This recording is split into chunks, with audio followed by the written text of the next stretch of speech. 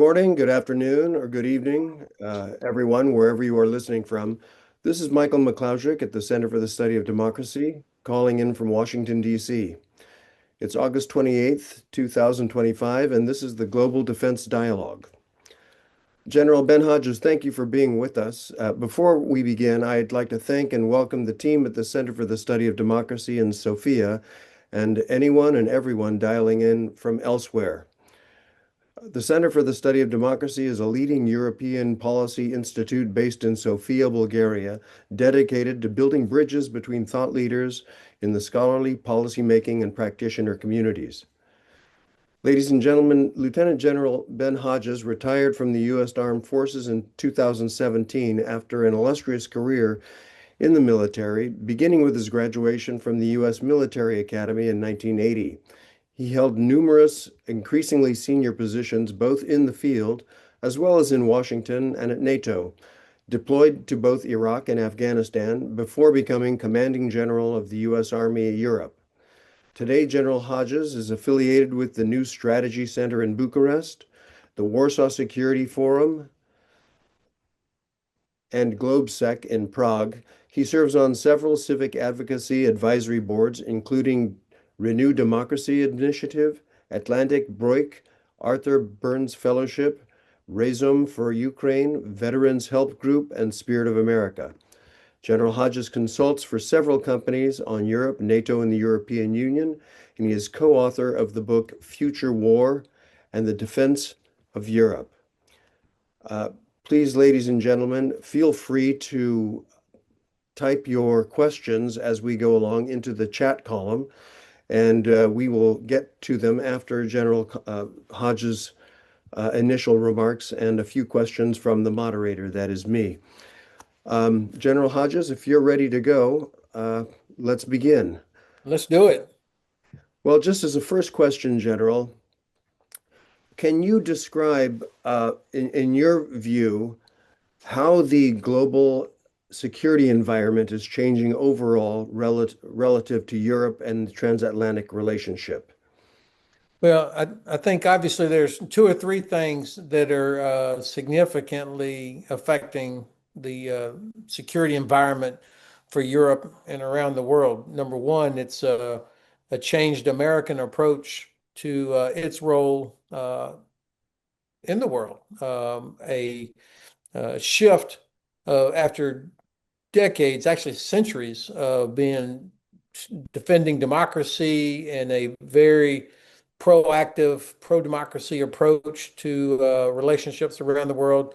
You've now got an administration in Washington that seems to be much more closely aligned with the Kremlin, and also has a transactional approach to things versus a values-based approach. And this is obviously unfortunate, and it's done nothing to help bring about a successful and sustainable conclusion to the war of Russia's war against Ukraine. That's one thing. Now, the second thing is that I see Europe beginning to change, fortunately and finally, its view of things, that it has to act, the European countries have to act together more effectively to protect its own interests, that it cannot just assume the United States will provide everything that it needs, but the Europeans are having to take responsibility for Europe's security. And then finally, I think we're still in some shock, I think, that war on such a scale as what we're seeing in Ukraine is happening in Europe in the year 2025. Of course, this war started in 2014 when Russia invaded Ukraine and seized Crimea. But at this time, after all these so many decades after the end of the Second World War and after the end of the Cold War, that we have such a violent war that has taken the lives of over 1 million people, so many innocent people, that's happening in Europe. I think people are in shock, and but fortunately, we're slowly coming out of it. and are beginning to do the things that need to be done to help stop that. Thank you, General. What should Europeans expect from the United States with respect to transatlantic relations over the next 3 years? I think it's probably going to get worse before it gets better. We have a an administration that is transactional. For the first time in my life, an American president called into question whether or not the United States would actually defend one of its NATO allies if it were attacked, unless it was a had been investing enough in its own defense. I mean, this really undermines the core the foundation, I should say, of our collective security agreement in NATO. So um, that's one thing that I think they can expect. The Trump administration has also made it clear that it intends to use tariffs as a weapon. Um, Now, we'll see how long that continues. Most experts in America tend to believe that tariffs are going to end up damaging America's economy. And probably this is the one thing that will cause the Trump administration to change its policy is when the economic pressure here or there in the U.S. becomes so great from farmers, for example, in the Midwest, or from different industries that begin to suffer because of the significant increase in prices or the unwillingness of countries to deal with the U.S. I think that could cause changes in policy, but for now, they seem interested in using tariffs as a weapon against everybody except Russia, which is amazing to me. The third thing, and then I will halt, is um, I would ask all my European friends to recognize that um, most Americans understand the significance and the importance of relationship with Europe, how much we depend on allies, and that the United States is not some big island floating out there, but that we have friends around the world that we depend on. And I would ask people not to lose faith in us. That I do believe will eventually emerge on the other side of this current situation. But the fact is, almost 80 million, 77 million Americans voted for the president. Um, let's see what happens in the coming years. Thank you, sir. You've mentioned the word transactional a few times. Can you elaborate on what it means for the U.S. president to be transactional or to have a transactional foreign policy? Well, one of the most glaring examples has just emerged here in the last several days, although I think people who watch this administration closely won't be surprised that the Trump administration had approved U.S. Energy companies to begin negotiations with Russian energy companies. And the fact that while the president talks about wanting to end the war and it's so terrible, and what a great deal maker he is, the fact that he's allowing U.S. companies to deal with Russian energy companies in violation of sanctions and international law, that is an example to me of transactional. Or he was using the idea of a minerals agreement with Ukraine back in a few months ago that they would have to open up and let U.S. companies come into Ukraine and have priority on mineral extraction. And it was advertised as this was a great security guarantee because Russia would never attack if there was an American company extracting minerals from Ukraine. Obviously, this is a total joke, but that's an example.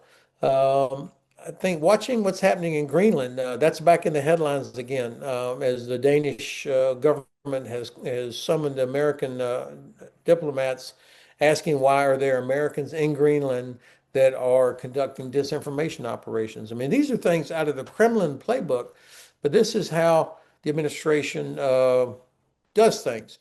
So whether it's energy or uh, factory production, minerals, I think the president's first his default setting is to find out how is there a way we can get a good deal for America in this?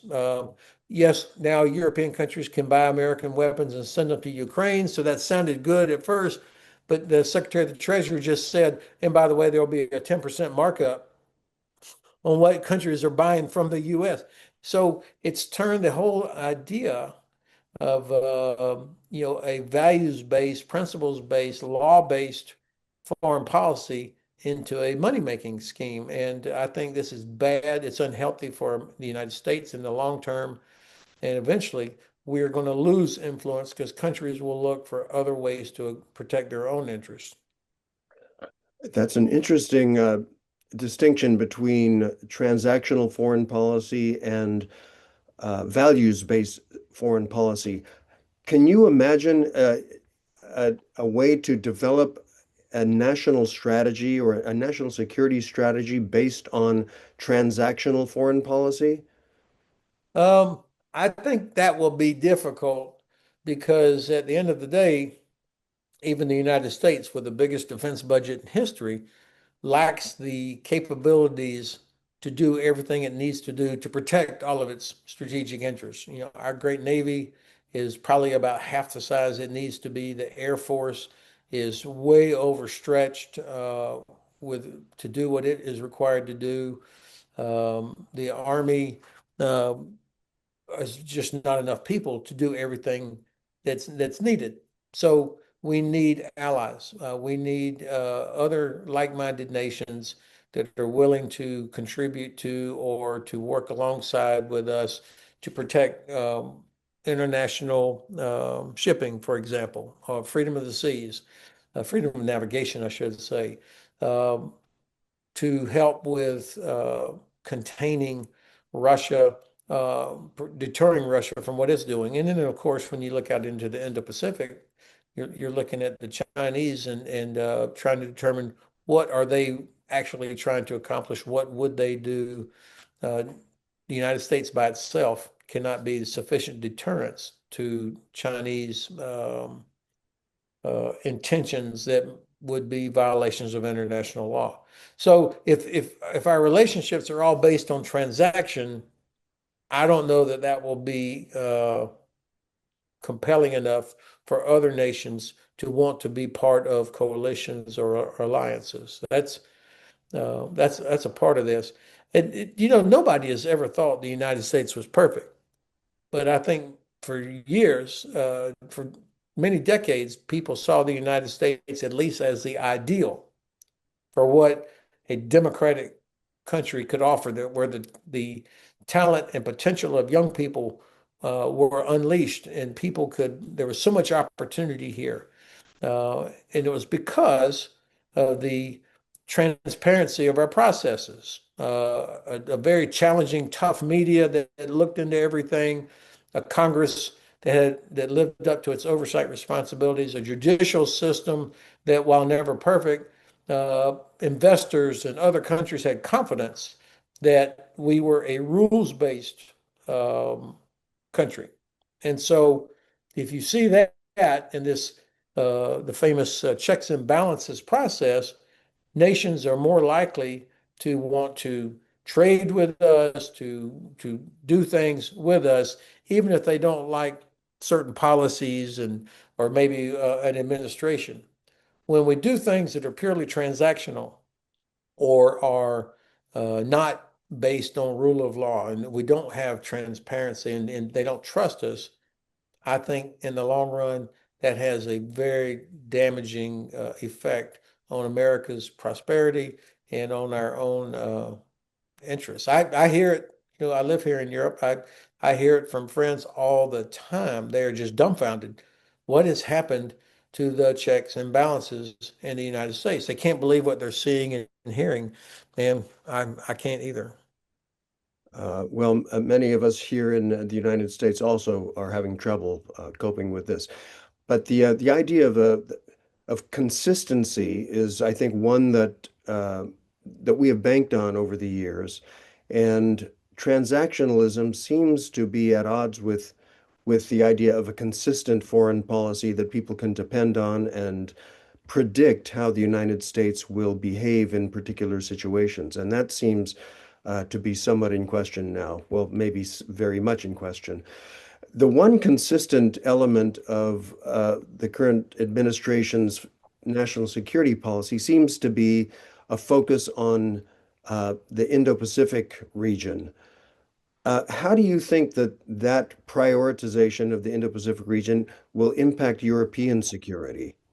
Interestingly, I've heard all this from the Trump administration, and of course, Bridge Colby, who is the Deputy Assistant Secretary of Defense for Policy in the Pentagon, is famous for being so. We got to focus on China. Europe can take care of itself. We got to focus on China. But I don't actually see that much truly happening, at least not yet. That changes our relationships with China. Um, some transfer of capabilities to the Indo-Pacific, some increases out there, but nothing significantly different from what previous U.S. administrations had done.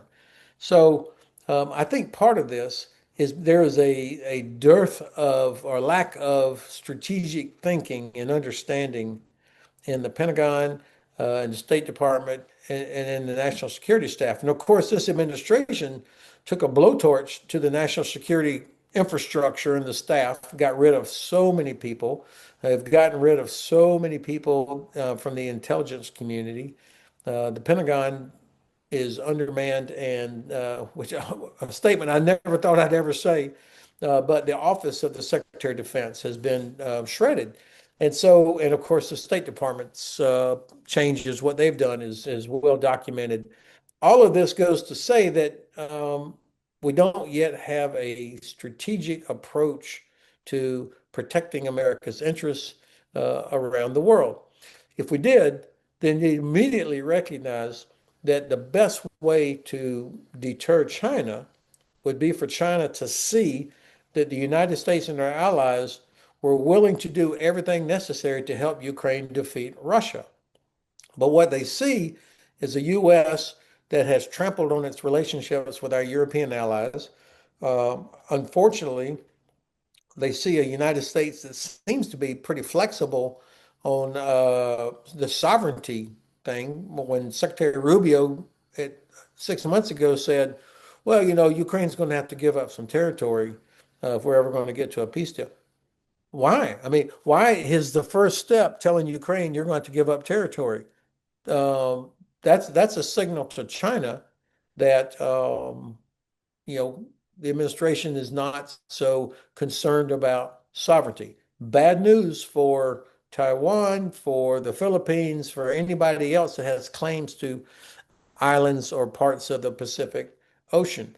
So, in my view, the way to approach all of this is to think about what's happening in Ukraine with Russia and what Russia is doing elsewhere around Europe with this so-called gray zone activities, the constant disruption and destruction of underwater infrastructure, violation of international law, and so on. Connect that with their support for Iran, which was the only, in Russia, the only friend that Iran has, and then what they get from North Korea and then China.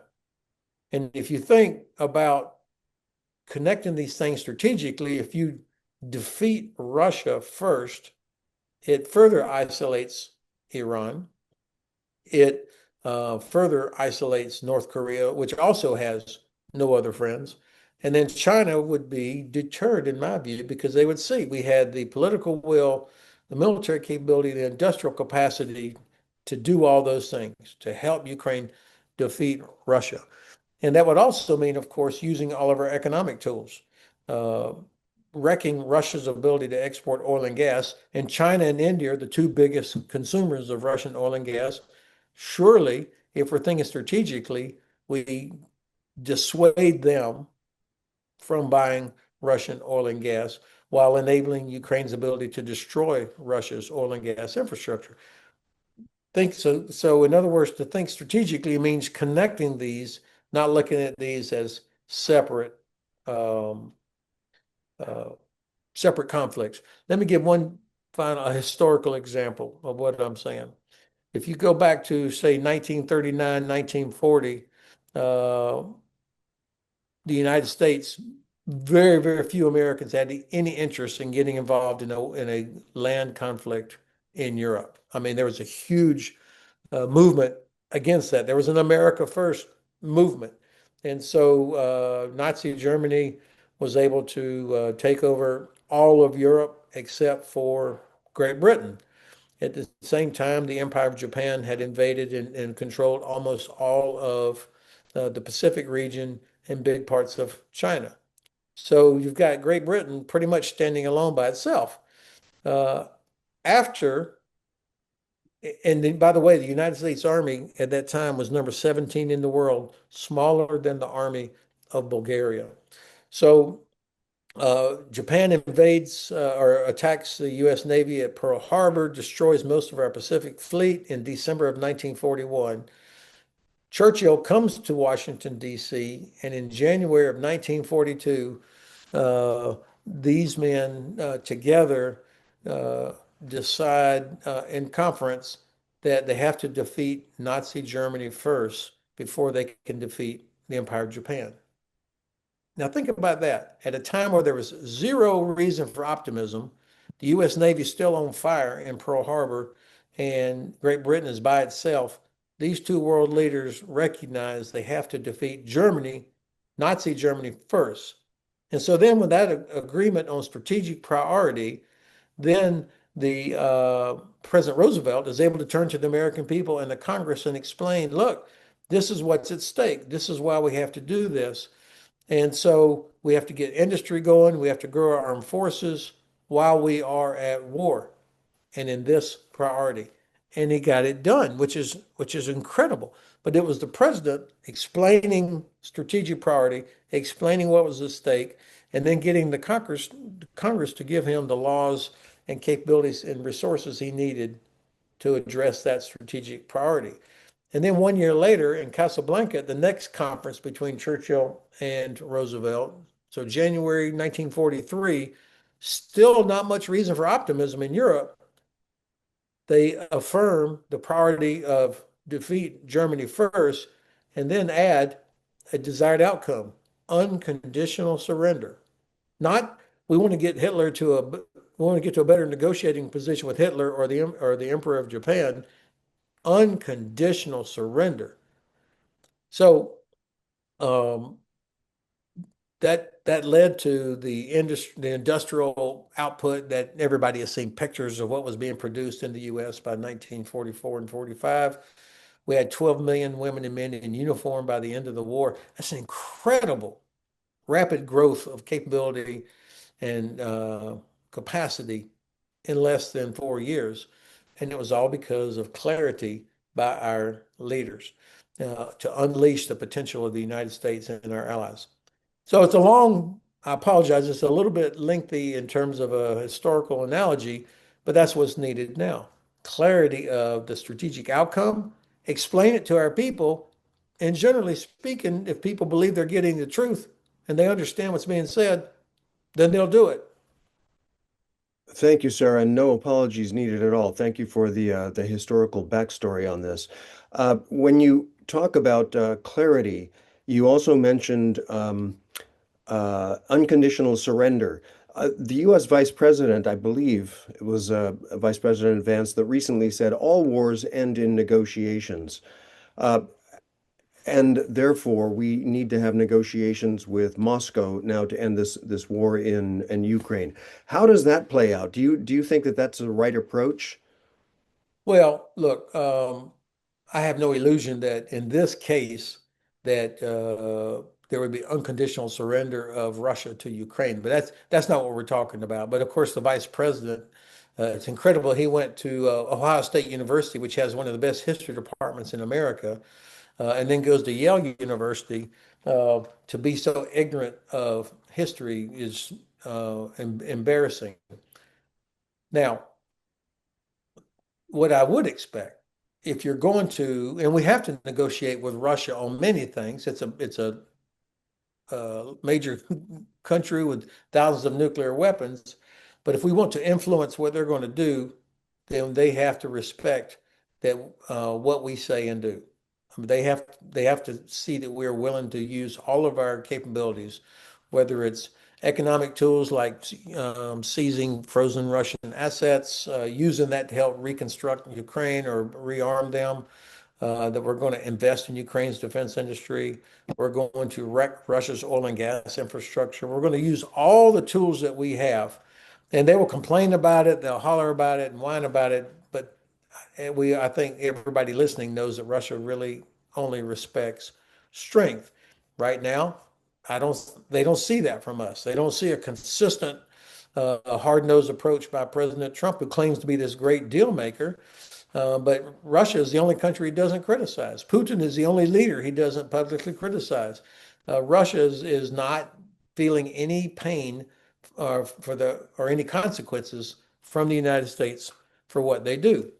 I think the best and most important thing would be for the President of the United States to say, all right, look, this our objective, the end state for the United States, is that Russia is defeated and lives inside its own borders, that Russian troops leave Ukraine immediately, and then we can talk about getting back to some sort of normalization. But the end state has to be Russia lives inside its own borders and stops attacking its neighbors for all the reasons we've already discussed. And then, of course, there will have to be some kind of reconstruction of Ukraine. There has to be consequences for all the thousands of Russians who have committed war crimes violations, and these thousands of Ukrainian children that have been kidnapped and sent scattered around Russia have to be brought back. So that's what the president has to say. And when you have a clearly defined end state, just like Roosevelt and Churchill, then you can develop policies and get the Congress and get the industry and the military to do what it needs to do, as well as State Department enacting all the necessary things that it needs to do. That kind of clarity of leadership is something that I think all of our European allies could get behind. And of course, everybody would like to see an end to the conflict, but it needs to be an end that is actually an end. I don't think anybody listening to our conversation today believes that Russia would live up to any ceasefire agreement or respect any other agreement unless they are compelled to do so. Uh, Sir, a couple of years, I guess it was actually last year, President Macron of France broached the idea of NATO troops on the ground in Ukraine. Do you think that that is possible, likely, or would be successful? So I'm not against it. It certainly is possible. And I would compliment President Macron, who has been one of the more forward-leaning European leaders over the past couple of years. Um, but I would ask, as a military uh, person, if I was the chief of staff of Bulgarian armed forces or the German Bundeswehr or the British forces, I'd ask, what is my mission? What do you want me to accomplish? So clarity of the end state is very important. And then give me the rules of engagement that would be necessary to allow me to accomplish that mission. Just putting 10, 15, or 50,000 troops from European countries and Canada and whoever else on the ground in Ukraine, if it's not clear what they're supposed to accomplish, and if they're not allowed to immediately shoot back or even preempt, then the Russians will test that immediately and demonstrate that it's uh, an empty gesture. You remember during Minsk 1 and Minsk 2, we had observers on the ground there, and the Russians completely ignored them, threatened them, and violated ceasefires from day one. So I think a security guarantee that would involve any troops in Ukraine, you got to have clarity of mission, and you have to have rules of engagement that would allow them to not only defend themselves, but to deter Russia from attacks. And of course, I think everybody listening knows that Russia will test this immediately. Um, Things that we could do, should do ahead of that. We should already be helping to shoot down Russian missiles that are headed towards Ukrainian cities. Exactly what we have done in Israel, along with the Royal Air Force, the French Air Force, the Jordanian Air Force, supporting the Israeli Air Force against Iranian missiles that were headed towards Tel Aviv and other Israeli cities. We were there helping to shoot those things down. Same thing we did in the Red Sea, protecting international shipping from Houthi missiles.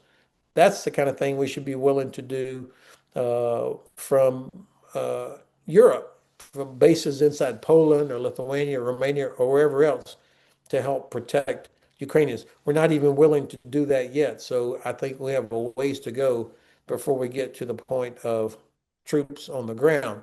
Now, one last thing, there's been calls for some sort of a sky shield over Ukraine. Again, I am completely for this, but let's be clear about what that means. If you're going to put aircraft from the Bulgarian Air Force to the Romanian Air Force or the U.S. Air Force up in the sky over Ukraine to help shoot down Russian missiles and drones, I'm not talking about going against Russian aircraft. Of course, the Russians themselves don't dare fly into Ukrainian airspace. They're terrified of it. But to be able to shoot down these uh, different types of missiles, cruise missiles, as well as drones that the Russians are using, then we have to be prepared to shoot Russian air defense. We would never put a pilot up in the sky and expose them to Russian air defense. So what we call SEAD, SEAD, suppression of enemy air defense. When a Russian radar turns on, locks onto an aircraft, immediately that thing gets destroyed. Has to be. Otherwise, our guys are going to get shot down. Secondly, if there's inevitably there will be an aircraft that'll be hit, then we have to be prepared to go in and get the pilot, even if that pilot parachutes into Russian controlled part of Ukraine or even inside Russia, we have to go in and get them. So these are the kind of things that have to be sorted out before we announce or deploy for some sort of a sky shield. General, boy, there's so many things to tease out here. And let me just remind the audience, please don't hesitate to write your questions in on the chat, the chat column, and we will try to get to them. General, the use of drones has received a lot of attention in the Ukraine war.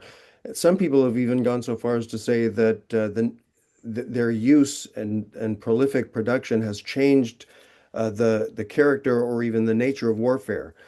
What is your thought about that?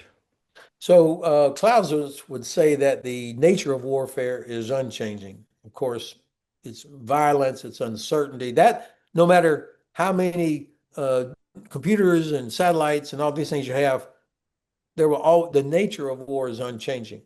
The character of war, though, you're exactly right, Mike, is changing dramatically. I mean, just think about what the Ukrainians did to the great Russian Black Sea Fleet there. Without a navy of their own in the traditional sense, they have eliminated the Black Sea Fleet from having any meaningful role in this conflict. And they did it with unmanned maritime systems, unmanned aerial systems, British Storm Shadow and French Scout cruise missiles, Ukrainian special forces. All of these things completely different from what most uh, naval forces would have experienced. That's a big change, at least when you're talking about something like the Black Sea or the Baltic Sea or other enclosed bodies of water, or maybe even the Mediterranean. Um, the uh, the ability to mass and achieve surprise is different now because of the ubiquitous nature of drones overhead. But as has happened for the 5,000 years of known history of warfare, um, the whenever one side develops a capability, the other side comes up with a counter. And so that's where we are now. And I think you're seeing very rapid development of counter drone measures. Um, so despite technology changes, you know, every commander is always going to want a mobile protected gun, whether it's a 75-ton Leopard or Abrams tank or something that has no people in it. It's remote controlled. You're always going to want that capability. Um, and also, I would say you're always going to need women and men in uniform who are committed, who are fit, who are adaptive, and able to learn quickly, and who are able to carry out the task. It's the tools in their hands. Uh, that's what's changing so rapidly. Thank you, sir. You mentioned earlier Russian gray zone aggression, which is pervasive. You mentioned destruction, all sorts of destruction of infrastructure in Europe. How can European states deter Russia's gray zone aggression, such as sabotage, cyber attacks, assassinations, etc.? I think this is a great question, Mike. First, we still don't know what to call it. I mean, some people refer to it as hybrid warfare. I hate that name because hybrid does not get your attention. When you think of hybrid, I think of a hybrid car, which is kind of cute. But for the Russians, when we try to describe what they're doing as gray zone, meaning it's not quite Article 5, but it's bad. Why don't we just call it what they do, which is they're at war? I think we in the West have a hard time, and our political leaders have a hard time saying, hey, the Russians are at war with us. We need to act like that. That doesn't mean we launch missiles, or that doesn't mean kinetic solutions, but we need to understand that they are serious about undermining and wrecking everything that we have, including the cohesion of the alliance. They've always wanted to drive a wedge between North America and Europe. Um, and they are constantly pushing the limits of our tolerance. And every time we don't react to an airspace violation of a Russian cruise missile or Russian aircraft, or every time we fail to react when there's an undersea pipeline or cables that are destroyed, every time we fail to react in a meaningful way to disruption of our elections, like what happened in Romania recently, um, they feel encouraged or emboldened to keep doing that. So um, nations, our leaders, need to call this what it is. This is Russian way of war. It's a continuum from nuclear war on one end to disinformation on the other, and then everything in between is what they do. Let's call it out and use all of the diplomatic tools we have, use the legal tools we have, enforce international law on freedom of navigation, for example.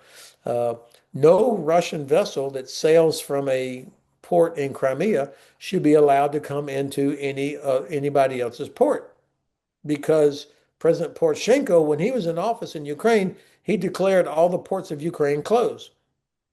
So that means that any ship that goes in and out of there is violating international law. It should not be insured. It certainly should not be able to come into port in Bulgaria or Romania or Turkey.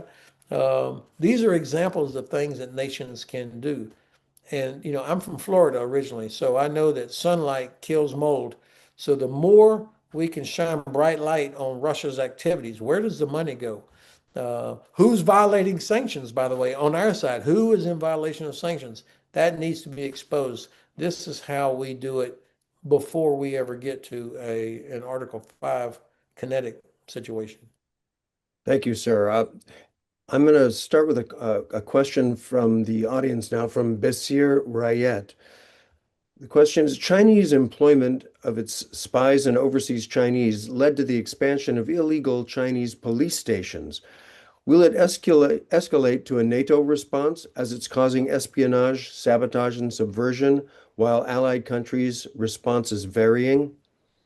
Well, first of all, the fact that the Chinese have these quasi unofficial or even official police capabilities in other countries, a gross violation of sovereignty. But the Italians know this, so it's up to the Italian government to protect their own sovereignty from this kind of infiltration or invasion. The fact that you and I and the audience and Bashir knows about this. So it's not a surprise that, oh my God, they're there. I've seen video of these guys.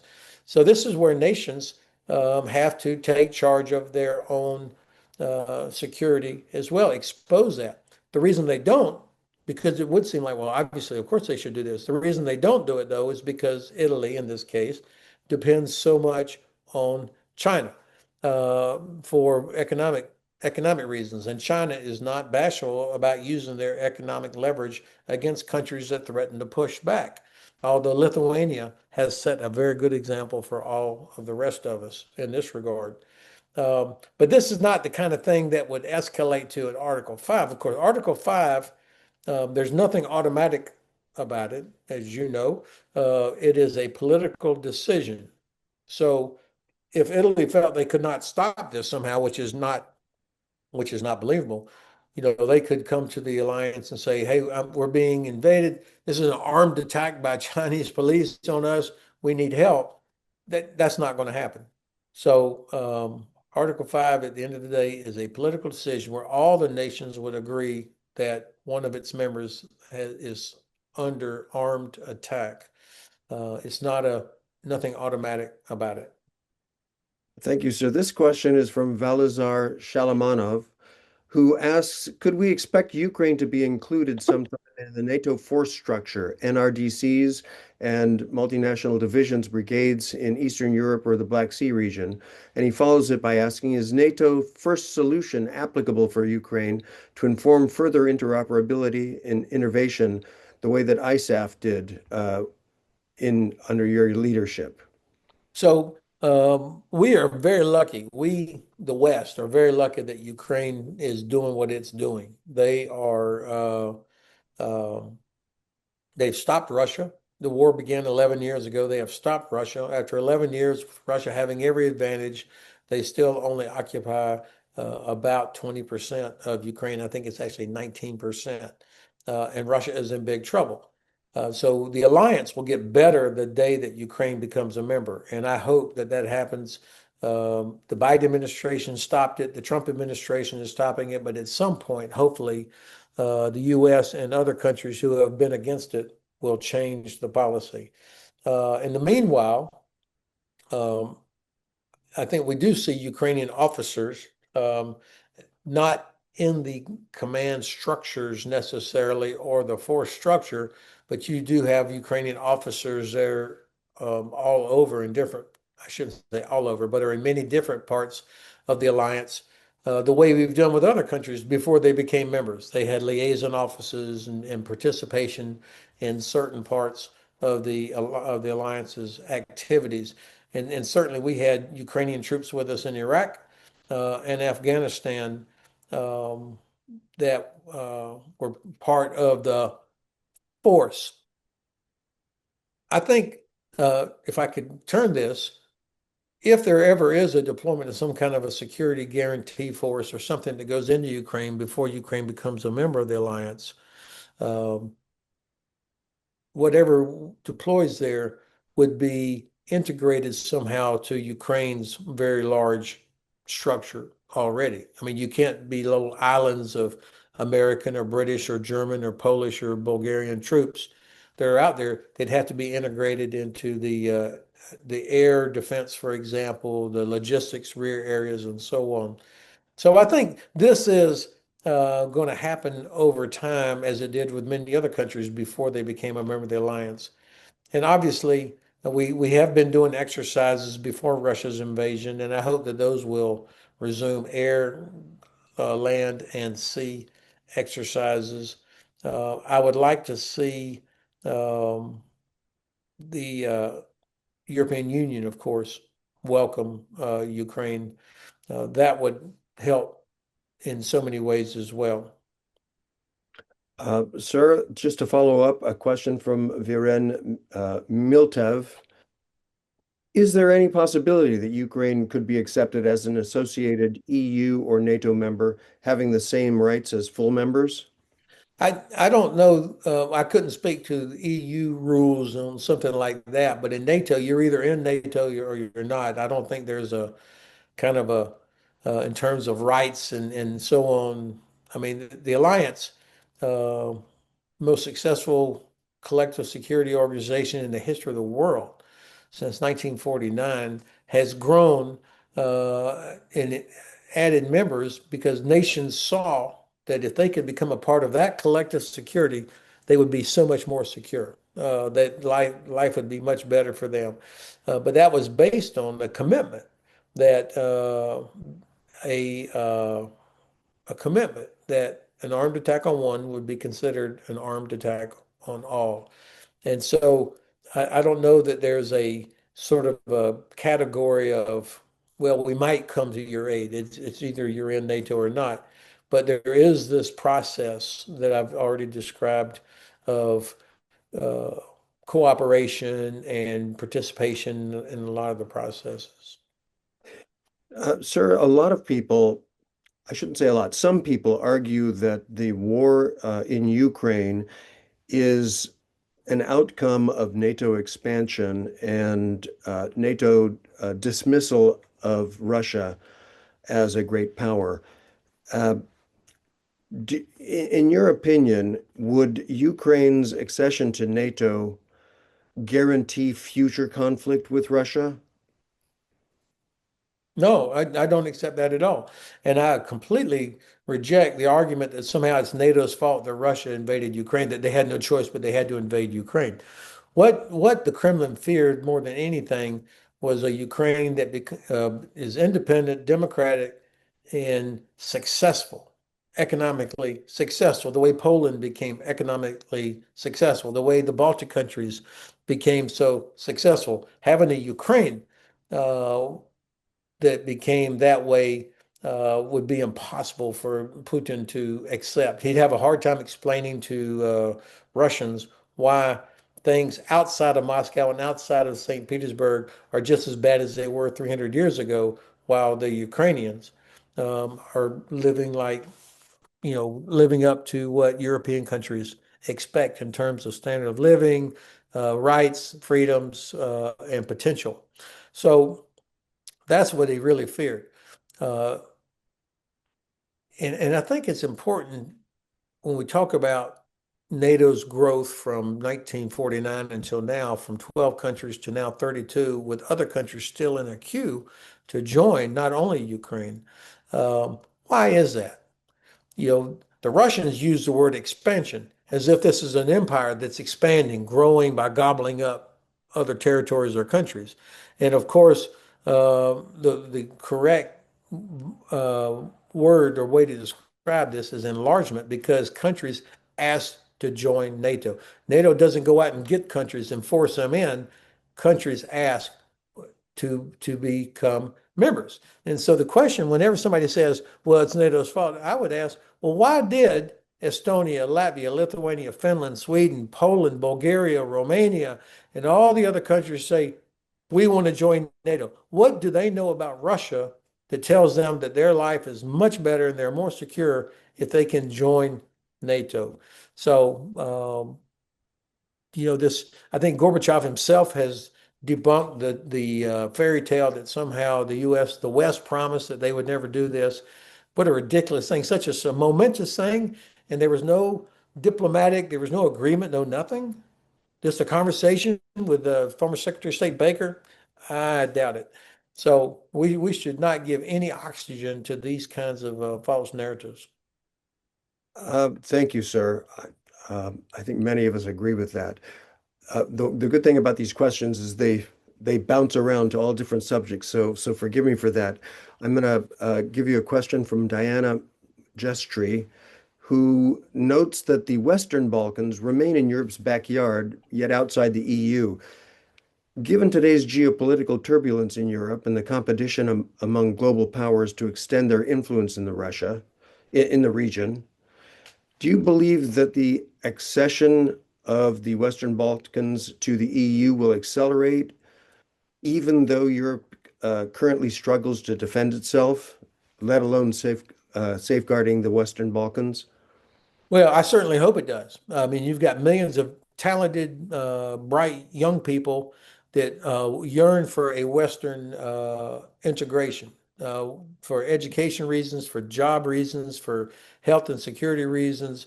They want their country in the Western Balkans. The reason so many of them go to England or to Germany or France or Italy is because they see those opportunities, not because they hate where they live, but they see opportunity.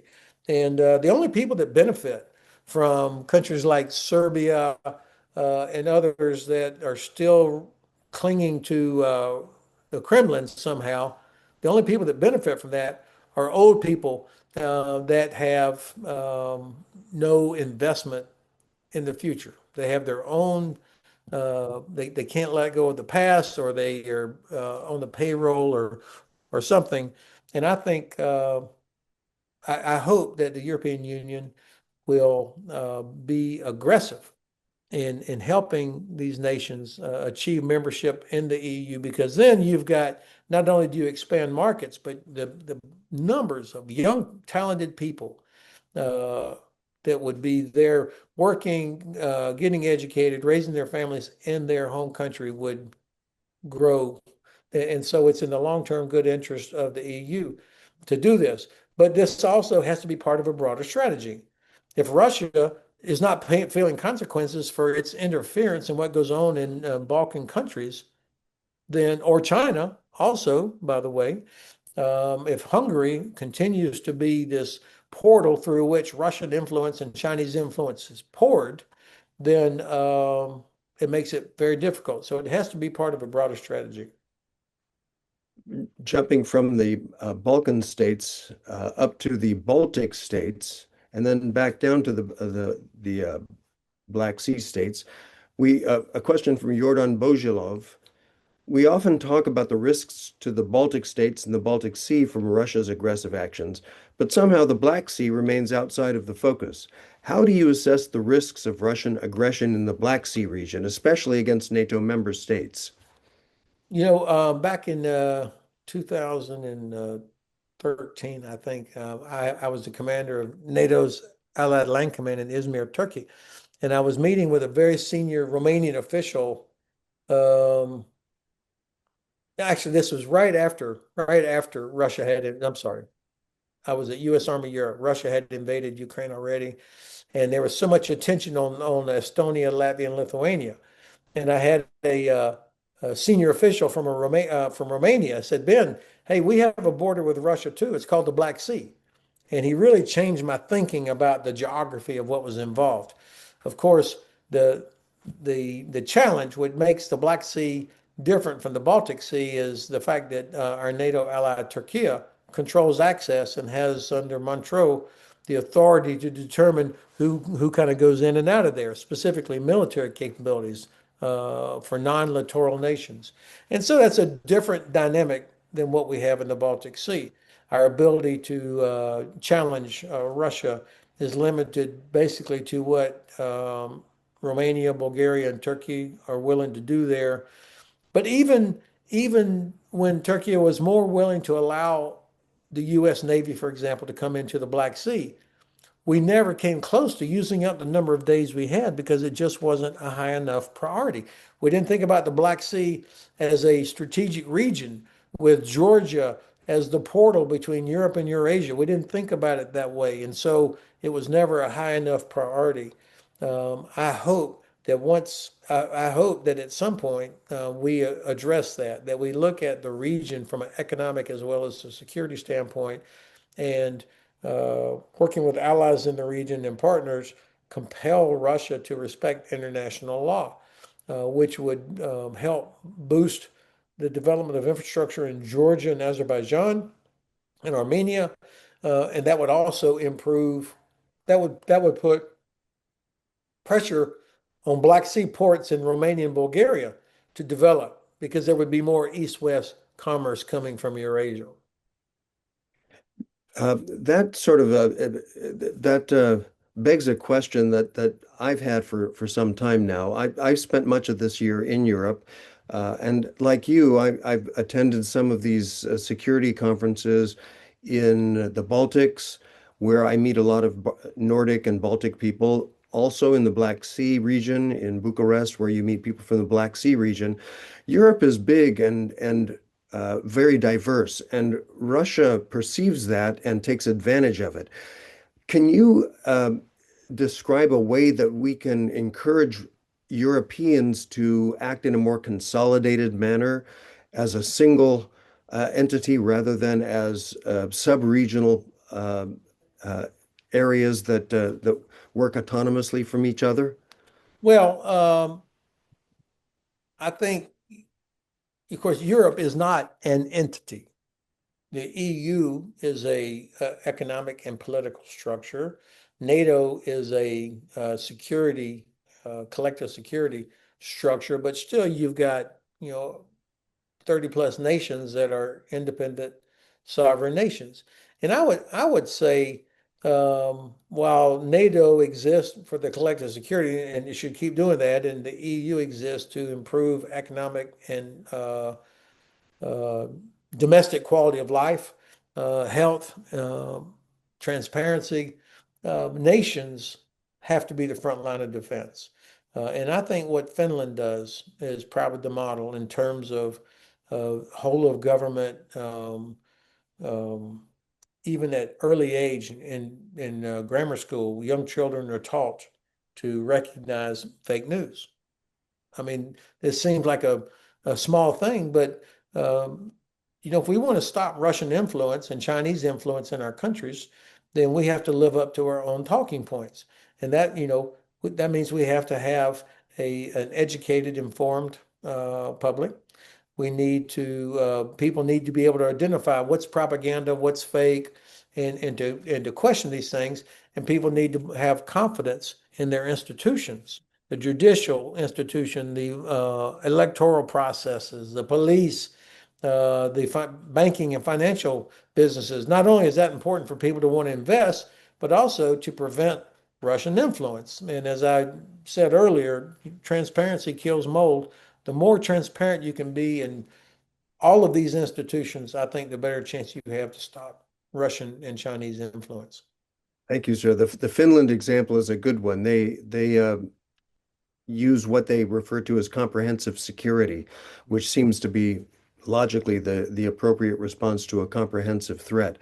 We're nearly out of time, but if I may, sir, if I can ask just one last question before we adjourn. You, when you were talking about the Pentagon and its attitude towards the Indo-Pacific, uh, you mentioned Undersecretary Bridge Colby thinking that Europe can take care of itself. Can Europe take care of itself? And what is your assessment of what Europe has been doing right and what else it needs to do to improve its hard power standing with Russia and with China? So if you add together the collective industries, populations, technological capabilities, and all the other factors that make up a country, all the nations of the EU plus Norway, UK, Canada, it dwarfs Russia. It's not even close. I mean, it dwarfs. And so if there was a way to coalesce these things together to push back against Russia, this war would have ended long ago, and nobody would be worried about Russian invasion because they wouldn't dare do it. So the capability is there. What's missing, of course, is the political will to join together, to accept those risks together in the absence of a U.S. leadership or forcing it. I do think that eventually we're going to get there with European countries. A big ribbon cutting ceremony yesterday in northern Germany, a new ammunition plant that will soon be producing 200,000 rounds. And it's unbelievable what's happened in Germany, and it's happening in many other European countries at different levels. I think in a few years, maybe sooner, we in the U.S. are going to be regretting that we that European countries no longer depend on us because it's going to be reflected in lost influence that we have frittered away 80 years of investment by Republican and Democratic administrations and Congresses and American business. It's going to be wasted and lost. The troops that we have in Europe, they're not there defending Europe. I mean, there's less than 100,000 American troops, Army, Navy, Air Force, Marines, uh, regular, guard, reserve, full-time, rotational, all the different flavors, it's less than 100,000.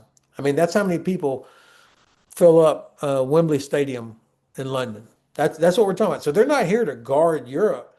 They're here for our strategic interests. It's the bases that European allies allow us to have and from which we operate, air bases, naval bases, land training areas, infrastructure. That's our benefit. That's no guarantee that's still going to be there. And so I hope that the administration doesn't throw away the benefits we have of the last 80 years. Thank you, sir. We're out of time. I hope that one takeaway that everyone will take away from our conversation is that the United States and the European states have shared interests, strong shared interests, enduring values, and that we have to continue to reinforce those, the transatlantic relationship. So with that, ladies and gentlemen, we have to be respectful of General Hodges' time. There are still many answers, many questions on the board, and let's allow those questions to just be part of the continuing discussion of these important issues. General Hodges, thank you so much. Have a wonderful day and a wonderful weekend in Europe. I envy you being there. Well, thanks you, Ruslan, the Center for Study of Democracy, for the privilege. And I want to be respectful of everybody else's time. People that are listening are business people, or yeah, they have a job also. So it is time to wrap it up, but I will look forward to doing it again sometime when it's good for everybody. Thank you so much, sir. Take care.